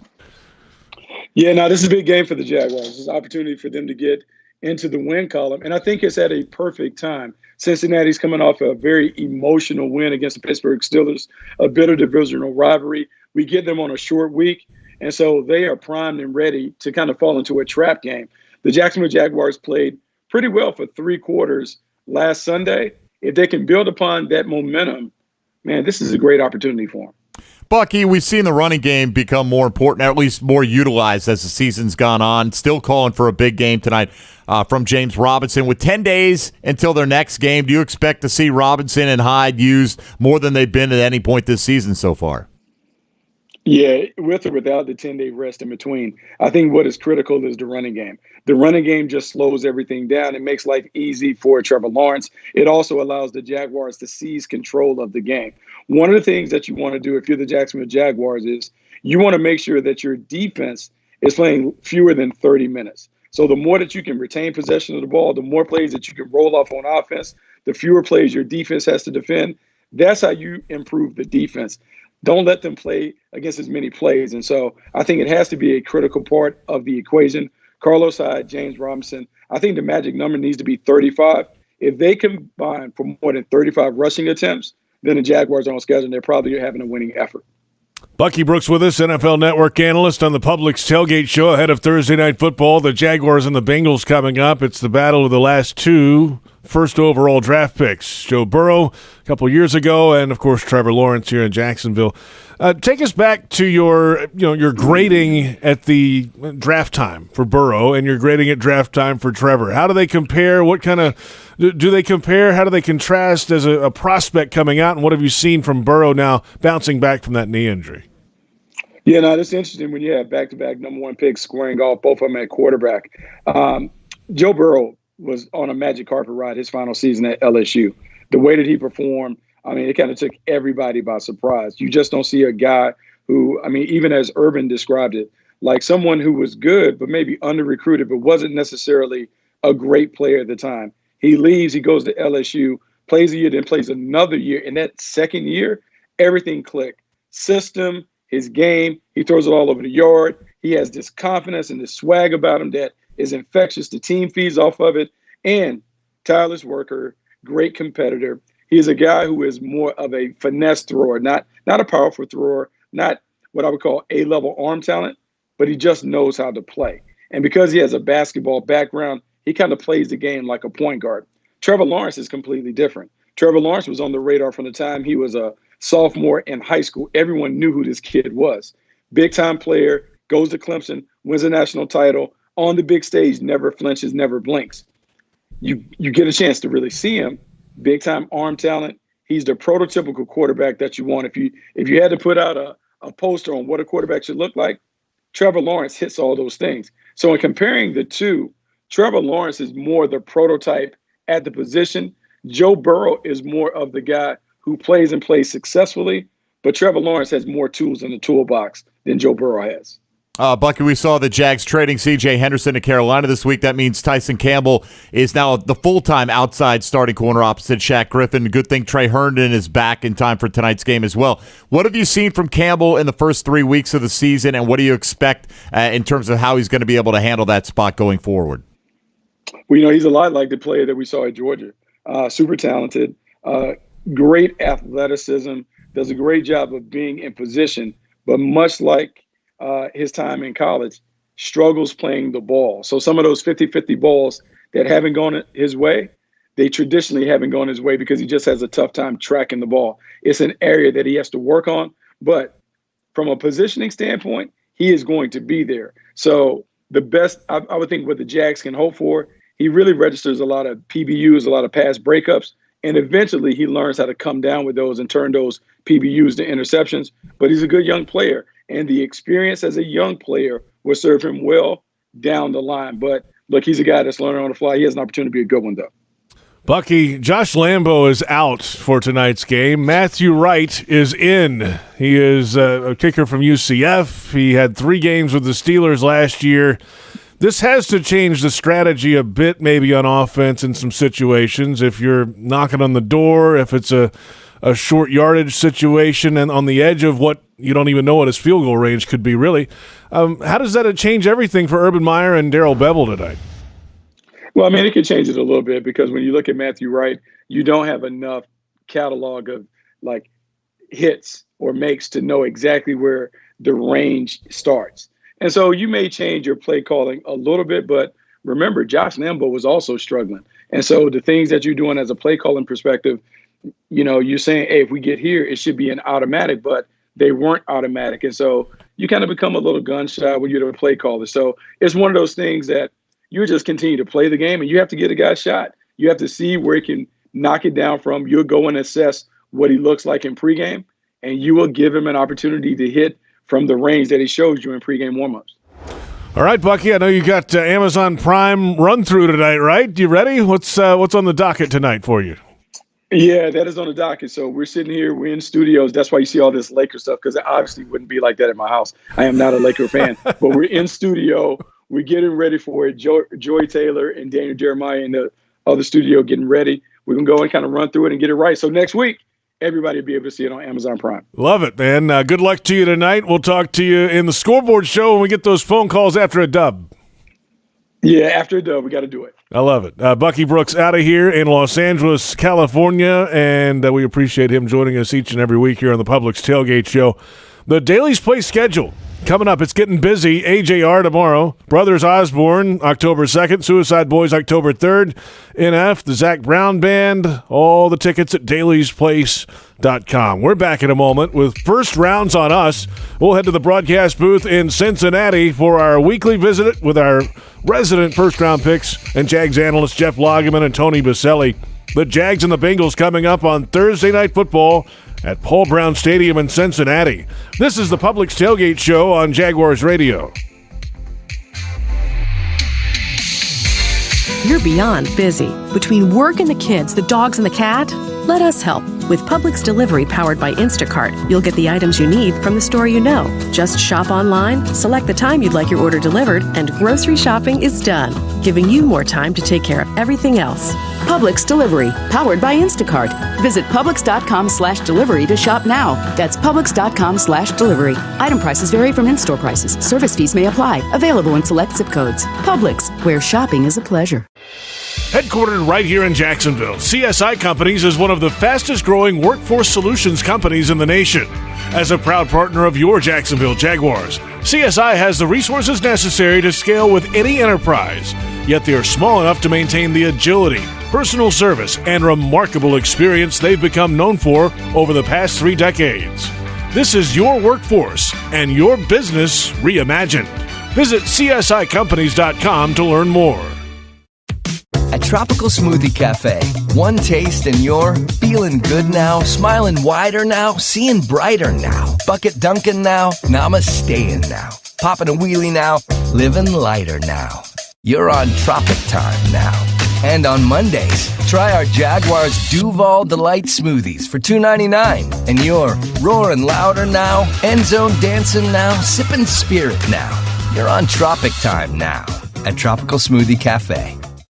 At ViStar, we believe in better, especially in helping build a better financial future for our members. So we've reviewed our offerings from the ground up. We've lowered or eliminated over half our fees and enhanced our already competitive rates, saving members more than $1 million this year, in addition to the millions we save them every year. If you believe that saving money is better, join ViStar. Visit ViStarCU.org. All loans subject to approval, insured by NCUA.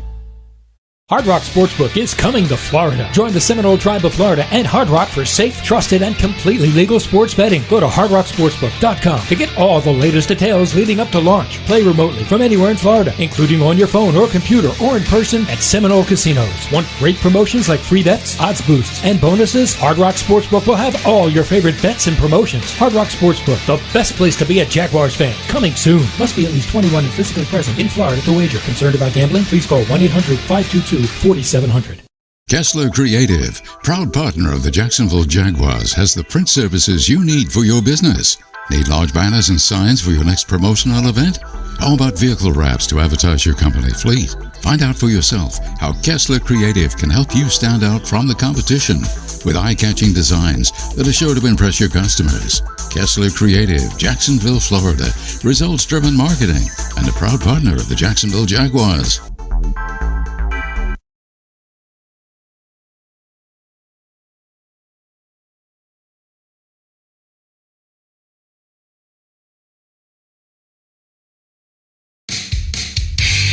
From TIAA Bank Field in Jacksonville, this is the Publix Tailgate Show. Publix, where shopping is a pleasure. It's Thursday Night Football in Week 4.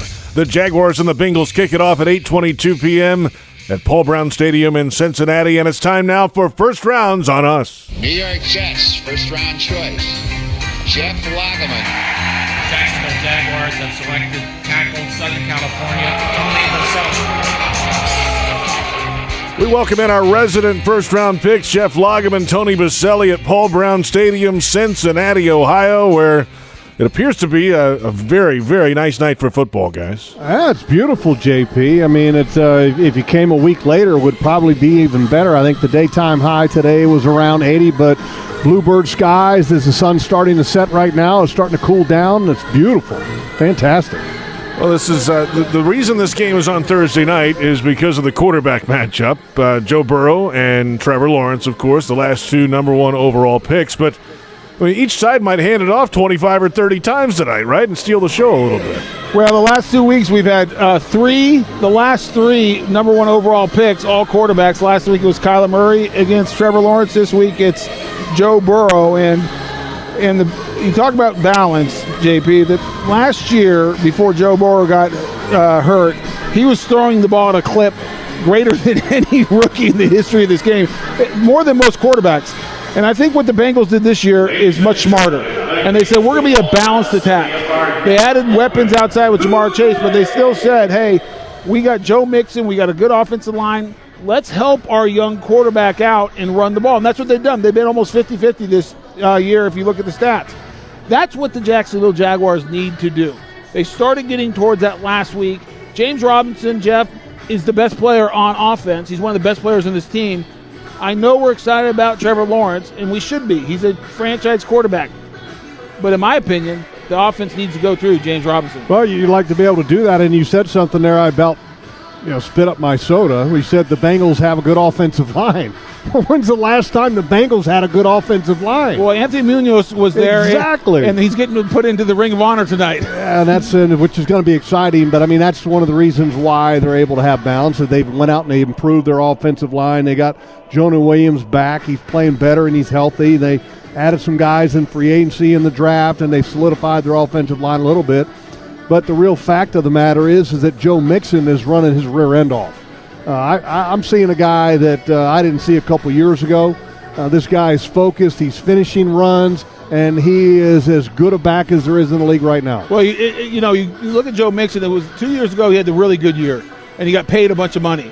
And then last year it was like, and it was not good. He did not have that same finishing style. He didn't have the juice, but he's got it. He's got the juice again. He's got it now, JP and Mike, and, this is a pretty cool little deal here. Thursday Night Football has always been special for a lot of reasons, not just because you've got two number one overall picks that are playing in this ball game, but this is the only game in town, and I mean the only game in town in the NFL, and so all of your peers watch, and every guy is aware that's playing in tonight's game that everybody is going to be watching. So you always want to have that little extra juice, and everybody talks about, well, it's a short week, and it's hard, and it's difficult to get ready. The adrenaline carries you through a Thursday night football game just because you want to show off a little bit. Jeff, did you ever have a Thursday night game in your career? We had short weeks. Yeah. National TV Monday nights, man. That was where it was at. But we had one. I bring up the point because you're right. I remember we played the Baltimore Ravens, and I can't remember what year this was, and it was one of the most physical games of the year because that was a physical game.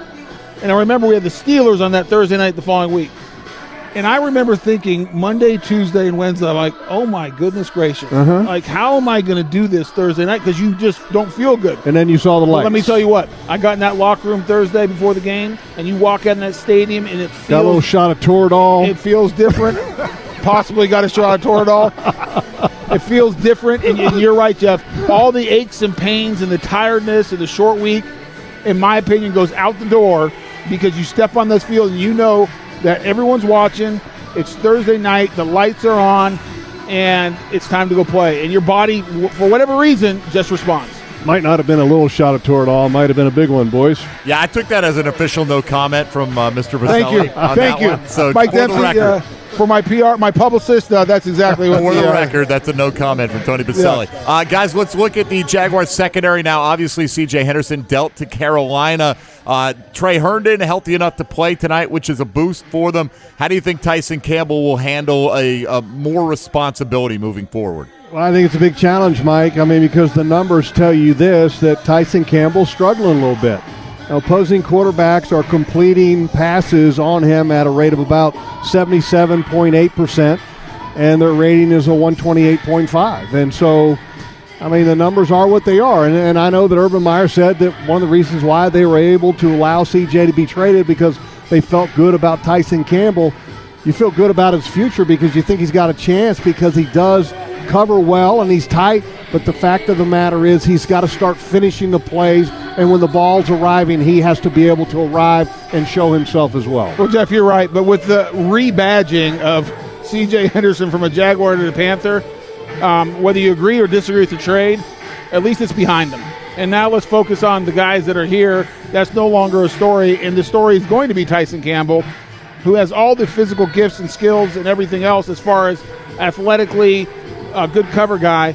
But the question coming out of Georgia, and it's still a question today, is does he have the ball skills to make plays when it's contested? Yeah, one thing I will add to that is that, look, I think they did the right thing with the trade of C.J. Henderson. Well, Jeff, anytime you give up a top 10 pick a year later after playing 9 games for a third rounder, it's not good. That's all. Okay, we're agreed. Yeah, we're in agreement there. But what I mean, it's a good thing is that it's behind you. You just didn't see any energy or any excitement or the celebration with teammates out of C.J. Henderson. And when you have that, look, he needs a new start, you need a new start, and everybody moves on, and that's good. But I will tell you, in tonight's game, Jamar Chase, who is the first-round draft pick wide receiver for the Cincinnati Bengals, this guy is fantastic.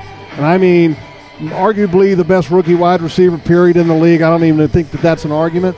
But this guy is a man among boys. Right out of the gate, there was a big question about could he catch the ball because he was struggling in the preseason catching the ball. But in the first 3 games, the guy has been simply marvelous.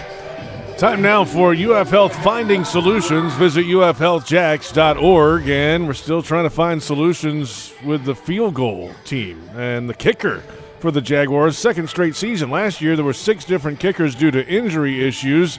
Well, now Josh Lambo is out of this game tonight, listed as personal reasons on the injury report this week, not injury-related. Matthew Wright elevated from the practice squad. How much trust do you have in Matthew Wright tonight?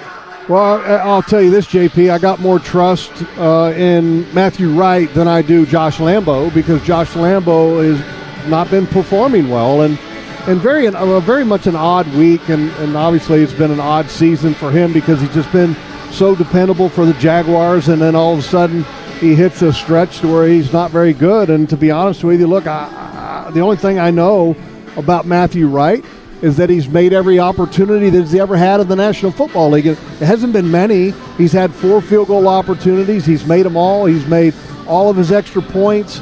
He's got range to 50. He hasn't ever gone past that as an NFL kicker. I know that he was at UCF and had an illustrious career at UCF, but when the lights are bright and you're brought in to kick for an NFL team on a short week, I don't think it matters much as far as kickers go, but the reality is the lights are bright and it's national TV. It's Minshew Mania. He has number 15 on. It's back. Oh my gosh, they've already reissued the number. He's back. Matthew Mania. The UF Health. What could go wrong? UF Health Finding Solutions. Visit ufhealthjacks.org. They've also reissued that 85 to yet another tight end. Dan Arnold coming into that C.J. Henderson deal. How much of an immediate impact do you think he can make, guys? If you look at his history, he's a journeyman tight end. I mean, I think it's 3 or 4 teams he's been on now since 2017. He was an undrafted free agent out of a Division III school, I believe, Division II. Wisconsin Platteville, man. Show a little respect and a little love to a small school. I'm not saying anything negative about it, but what do you expect, Jeff? I mean, I don't. Nothing. Not this week. I have no expectations. Especially this week. I mean, it's a short week, and I mean, how much of the game plan can he get? I don't know, but I'm sure he can do a little bit, and you might have a couple plays to where you feel comfortable with him doing. But I mean, overall, I don't think the impact is going to be anything noticeable in today's game. Now, you hope that in the weeks to come that there is an impact. All right, by the way, Wisconsin Platteville is Division III in the Wisconsin Intercollegiate Athletic Conference. Thank you, JP. I was partially correct. The Wisconsin Platteville Pioneers. There you have it. That's first rounds on us. Coming up at 7:20 tonight, we'll hear from senior writer John Ozier with his game preview. But up next, inactives and Week 4 fantasy picks. The Jaguars and the Bengals coming up at 8:22 in Cincinnati, Ohio. And from TIAA Bank Field, this is the Publix Tailgate Show on Jaguars Radio. If something's been hurting, aching, or bothering you, don't ignore it any longer. It's time to take care of your health again. It's time to make an appointment with a Baptist Health primary care doctor or specialist. Call 904-202-4U to schedule a virtual visit or see a doctor in person at a Baptist Health location. The time for better health is here. Call 904-202-4YOU or visit getbetterjacks.com. Hi, I'm Urban Meyer, head coach of the Jacksonville Jaguars. When I'm looking for a company to provide comfort to my home and family, I look for the same qualities I expect from my football team. High standards, superior knowledge, trust, and reliability. I've found that with Florida Home Air Conditioning, guaranteed exceptional service and more than 20 years experience serving Jacksonville and the surrounding communities make their company my choice for heating and cooling. Call Florida Home AC today, official air conditioning partner of the Jacksonville Jaguars. This is Ice-T, Stone Cold Steve Austin, and Matty Ice. This is a cold call. I convinced NFL teams to turn to cold water washing with Tide. The NFL, your uniforms get dirty. Tide can handle it, even in cold. Plus, if fans join in, they can save up to $150 on their energy bill. Looks like you just made the team, rookie. Turn to cold with Tide. And that's the bottom line. It's got to be Tide. Energy savings based on average when switching from hot to cold and non-HE machines. Move day is on the 20, the 10. Yes, another successful move to a new home. I tell you, folks, I've never seen a team more prepared than the Move Day crew. With a dominating lead in training, trust, and moving efficiency, it's no wonder why Move Day is the official moving company of the Jacksonville Jaguars. Track your goods online and get updated play-by-plays throughout your move process. While the Jags are moving the chains on game day, they're here to help you on moving day. Call 844-MY-MOVE-DAY or visit MoveDayMovers.com. Hold on. You want me to tell them about Twisted Tea Hard Iced Tea in just 30 seconds? This is impossible. Hey, I'm Billy from Twisted Tea. How can I explain that first sip of cold, smooth, real brewed tea? So good! And the extra kick you get from just the right amount of alcohol? The twist of lemon, Wait, what? We're almost out of time? Oh, shit. Twisted Tea Hard Iced Tea. Look for the bright yellow cans wherever you buy beer. Twisted Tea Brewing Company, Cincinnati, Ohio. Please drink responsibly. Committed to the team. Committed to the mission. At Navy Mutual, we're committed to providing high-quality life insurance to members of the military and their families. So our policies have no fine print and no military service restrictions. We don't work on commission. We're nonprofit, so we pass the savings along to our members. Because at Navy Mutual, our highest commitment is to you. Visit NavyMutual.org. Navy Mutual, insuring those who serve.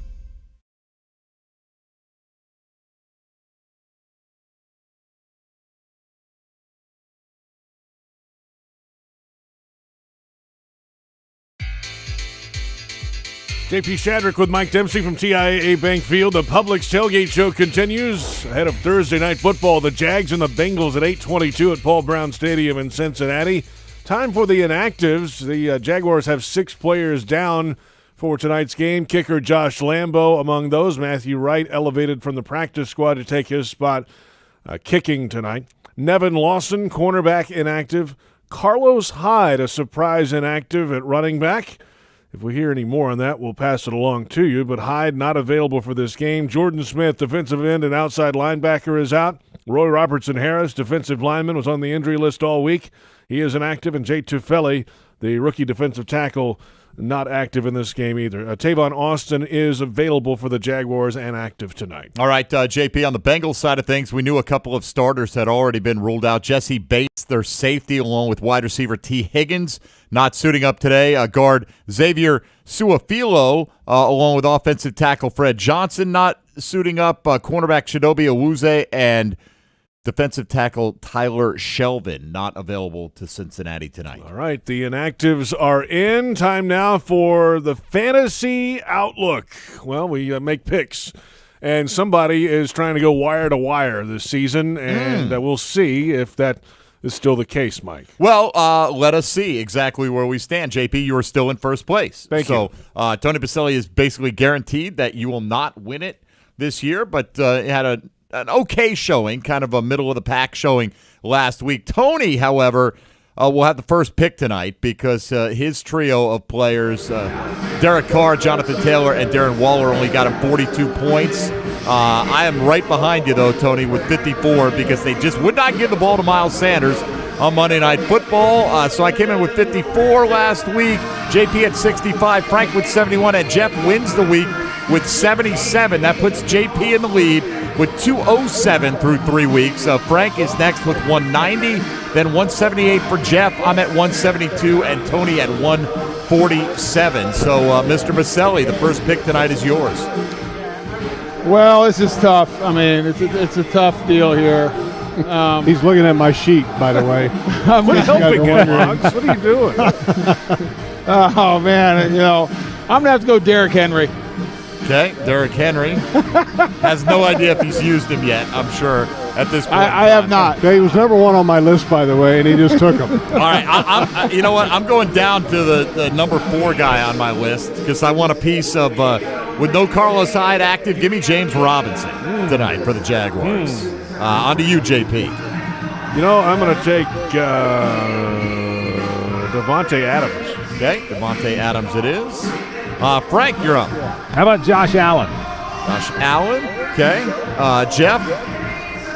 I will take Stephon Diggs. Okay, you get one more. And I will take, Justin Herbert. Justin Herbert at quarterback. All right, Frank, back to you. How about Alvin Kamara? Kamara, okay. JP? Kyler Murray. Kyler, it is. I will go with Cooper Kupp at wide receiver. So Tony need a quarterback and a pass catcher here. Russell Wilson and DK Metcalf. Okay, DK Metcalf, and I'm going to go the same way. Double up. I'm going to go with Stafford at quarterback to go with Kupp. JP need a running back. Austin Eckler. Eckler, who was my number 1 on the board this week. On my personal list. Frank, need a wide receiver or a tight end? Justin Jefferson, I think, Mike. Okay, Jefferson, and Jeff, your running back this week.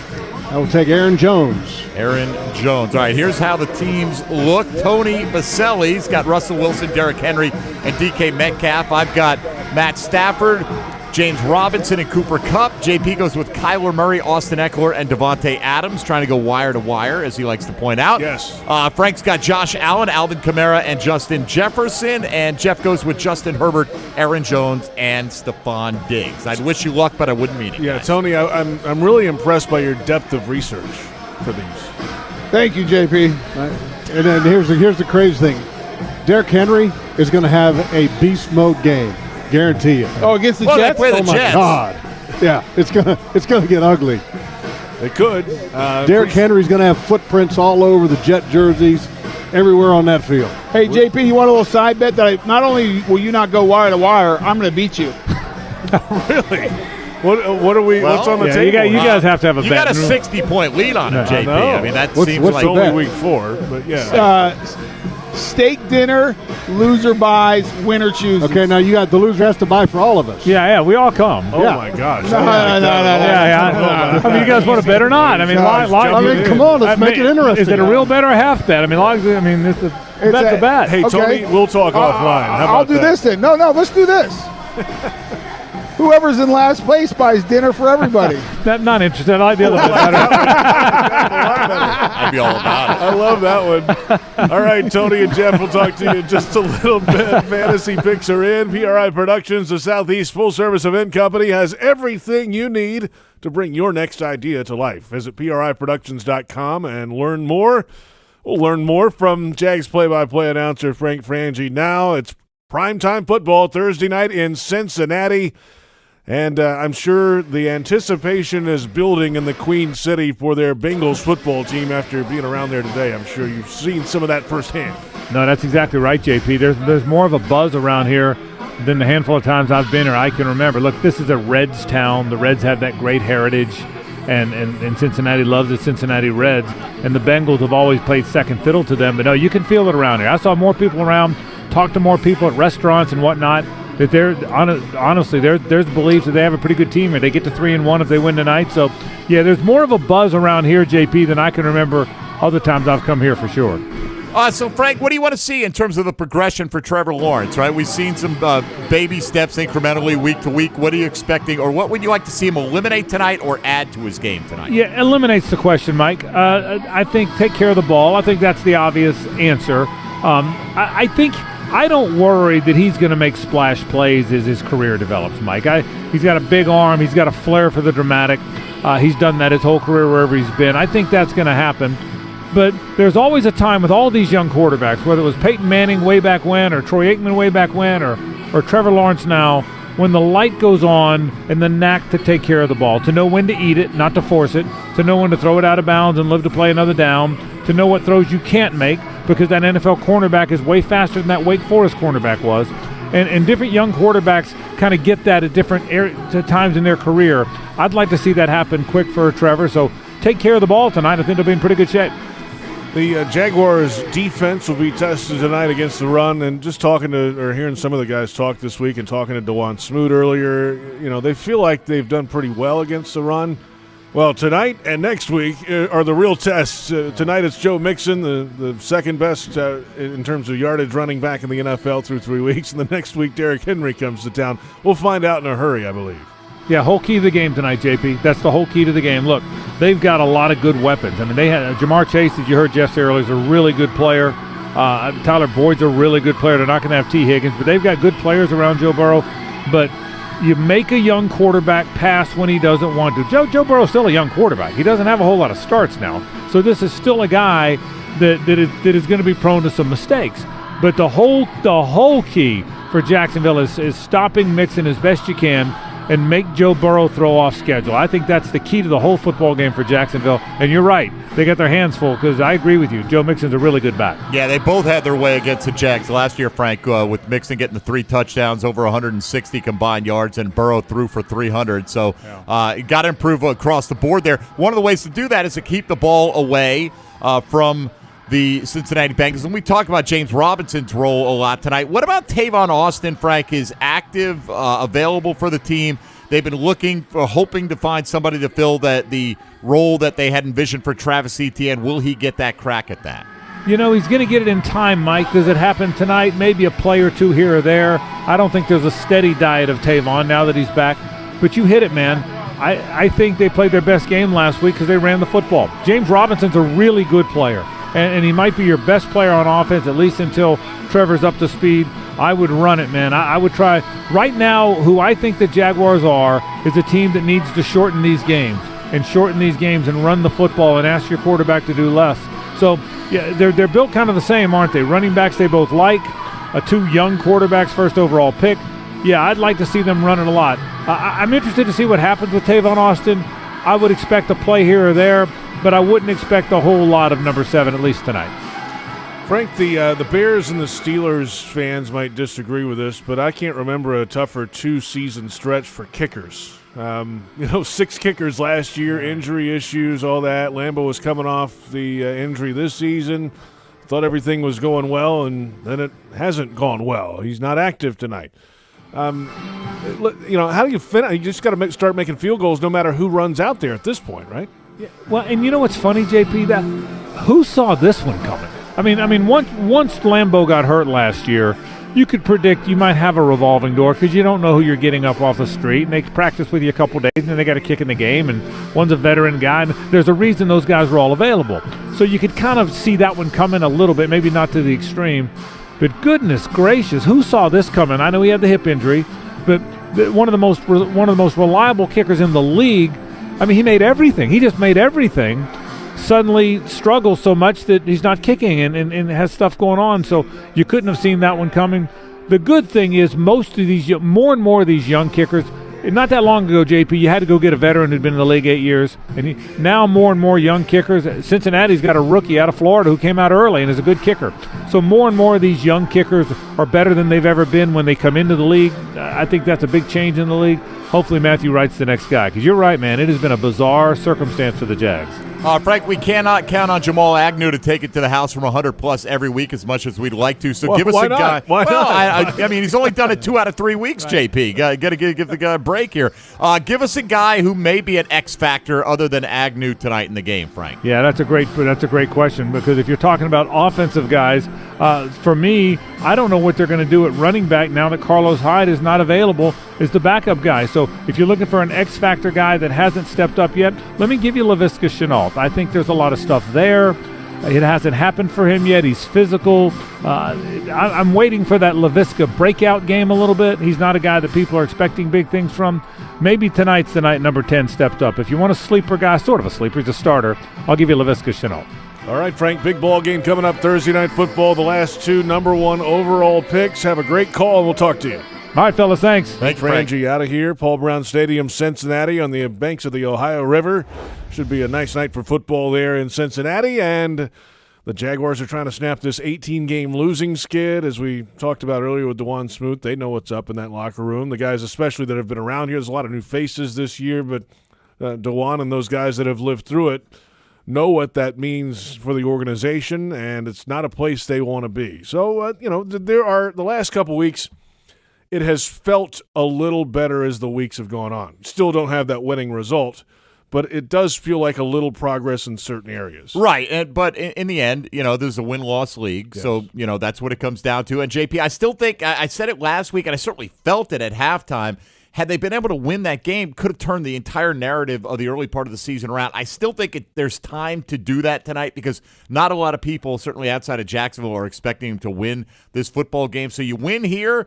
Tennessee's a little bit beat up. You go to London against the Miami team that's got quarterback issues right now. Who knows what could happen over the next few weeks? Who knows? It could be the start of something special. And up next in the Publix Tailgate Show, it's a visit with the Ozone. Jaguars.com senior writer John Oehser joining us from Cincinnati. We'll get his final thoughts heading into Thursday Night Football. Network coverage at 7:30 with countdown to kickoff. We're a little over an hour away. It's Thursday Night Football, and it's the Publix Tailgate Show on Jaguars Radio.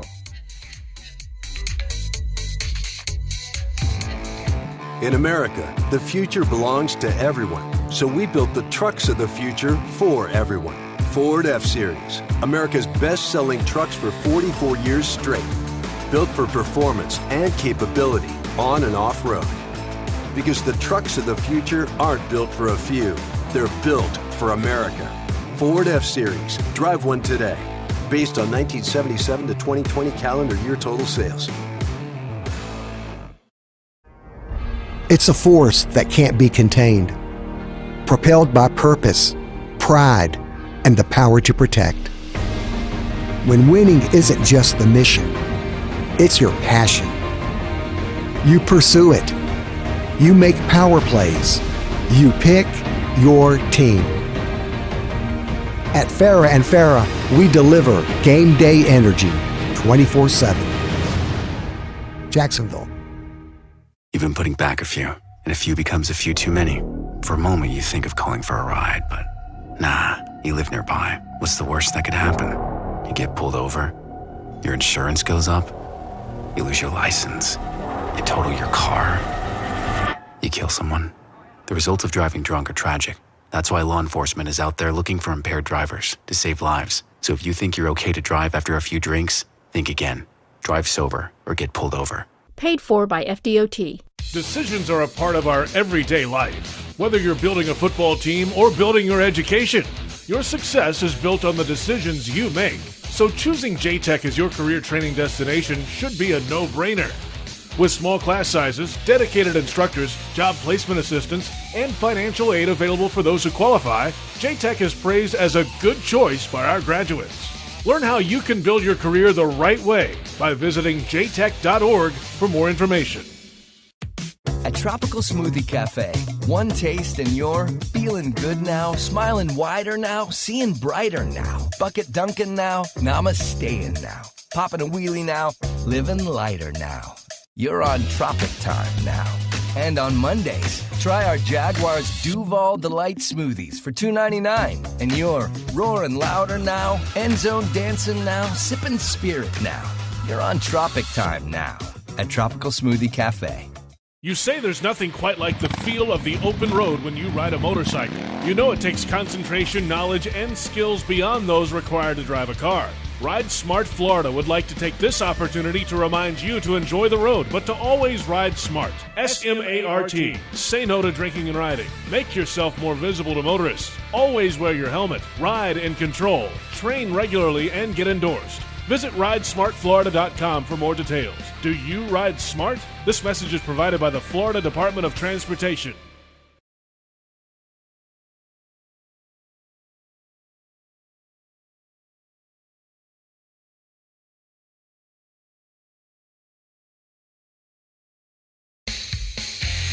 Final moments of the Publix Tailgate show. The Jaguars and the Bengals coming up on Thursday Night Football in Week 4. And an update from the Jaguars after the inactive list came out. Carlos Hyde, a surprise inactive tonight. Jaguars running back. We're told now that he showed up to the stadium and his shoulder didn't feel right, so he could not go and was scratched for the game this evening. That's what we were told from the Jaguars about Carlos Hyde. Time now for a visit with the Ozone. This broadcast is Ozone friendly. The Ozone. I'm not sure how John Ozier's shoulders feel these days, but good evening, John. They feel broad and strong, JP, is how they feel. You've been carrying this franchise for a while. Yes. Well, I wouldn't say that. I wouldn't say either. They're not broad or strong. Big ball game tonight for a bunch of different reasons. Obviously, the Jaguars trying to get their first winning result in a long time. The Bengals are surging the other way. They're 2-1. They're feeling very strong and confident after a win over Pittsburgh last week, and they could be a half game up in the division with a win tonight. 2 first overall pick quarterbacks. I mean, there's a lot going on in this game this evening. And it's the reason why this game is on Thursday Night Football. Yeah, and certainly the number one picks, obviously, from the last 2 years. It's a perfect primetime matchup. It's a perfect night, by the way. I mean, I'm standing here in the press box. It's the exact same temperature inside as outside. It couldn't be a better night for football. I've said all week, I wish I had a better feeling about this game for the Jaguars because the Thursday night road team thing is just such a truism that it's tough that it scares me. But, what you want to see Trevor Lawrence take the better game that he had last week, decision-making. Everybody around him has said he was better last week, except really for the flea flicker interception. You would love to see him against Joe Burrow, against a guy who's really playing well, Joe Burrow, take that and eliminate that one little error that makes people think he's playing really poorly. John, we expected this to be a game in which the Jags would want to keep the ball on the ground, continue to work towards a more achievable balance here, and we get the word then that Carlos Hyde is a late scratch. How big of an impact is this on the Jags' game plan tonight? Well, I think it makes it tougher, Mike. I think it was you and I talked on Wednesday. Would the short week make a difference in how many carries Robinson got? I think we both kind of thought, well, probably not because you've got 10 days to rest. It's early in the season. But I liked the number of carries that I thought he would get because I thought Hyde would be there for maybe 10, like it's been that balance. Tavon Austin being up, you would think maybe he takes on a little bit of an ETN role. Maybe that'll take a little bit of the pressure. I think they would feel faster with Tavon Austin in there. I just don't know that you go much over. I think it was 21 touches for Robinson. I don't know how much more over that you go on a Thursday night, but it certainly creates a scenario where he's a workhorse. John Oehser with us, Jaguars.com senior writer. Speaking of Thursday night and quick turnarounds, that's the case on the offensive line where there were a couple of players on the injury report this week. It's left tackle Cam Robinson. It's left guard Andrew Norwell, a Cincinnati native. Both are going to play in the game. And you listen to the offensive line experts that we have on our shows. Obviously, they said Cam Robinson is coming off probably his best game he might have had as a Jaguar last week when he was on the field. But it's a quick turnaround for guys that have little dings and injuries like that on the offensive line, and something to watch tonight. It is. You sort of look for clues in the injury report. They were both full yesterday, I think. I know Cam was full. Yeah. So they were ruled in pretty quickly, which makes you think that it wasn't real close, that they felt good about it. I guess in that situation, you just count on 4 days, you let your adrenaline go through, and you figure you're going to have 10 days to sort of get healthy off of it. I'm not anticipating those guys having a problem. And it's been a theme. Overall, the offensive line is played fine so far. They've allowed some hits on Trevor Lawrence. You'll see a few less of those. But so far, they've been fine. If they're going to win tonight, I think they have to be finer. John, through the first month of the season, Joe Mixon's clearly the best individual back that they'll have faced. They've faced some teams that want to run the ball with a variety of backs, but he killed the Jags last year, absolutely killed them in a 6-game stretch in which he wasn't doing that to anybody else. How much better suited are they to contain him tonight? Well, you'd like to think they are. I mean, he's definitely, as you said, the biggest test.